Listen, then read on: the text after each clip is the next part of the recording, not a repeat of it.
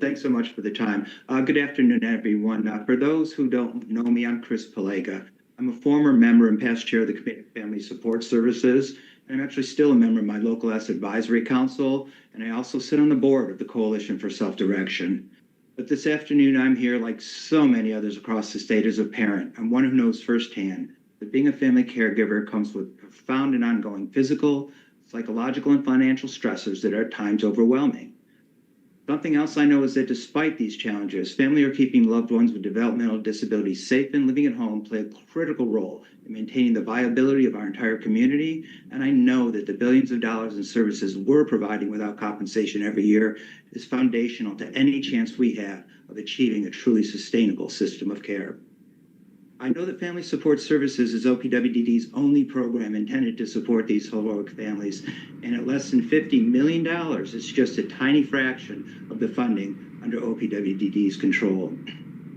I know that the long-awaited release of the new 5-year, $3.5 million annual investment in FSS won't begin to make up for the planned underinvestment, policy-driven disinvestment in family support services that have caused hundreds of millions of dollars intended to support families go elsewhere.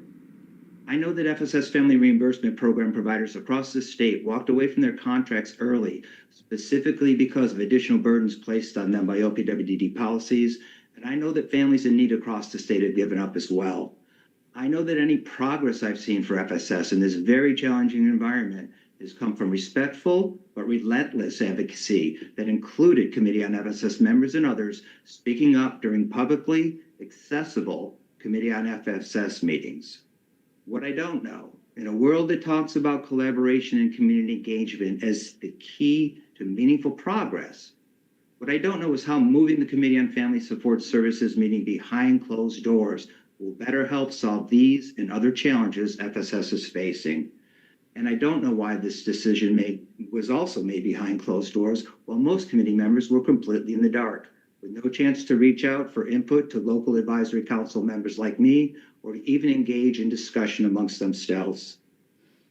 Going back to what I do know, I know that Family Support Services program is often not well understood, nor is the process and functioning of the Committee on Family Support Services. So I'll be following up with the council to share a more detailed description of both, and an opinion on why the Committee on Family Support Services is unlike any of the other committees that function as subordinate to the council.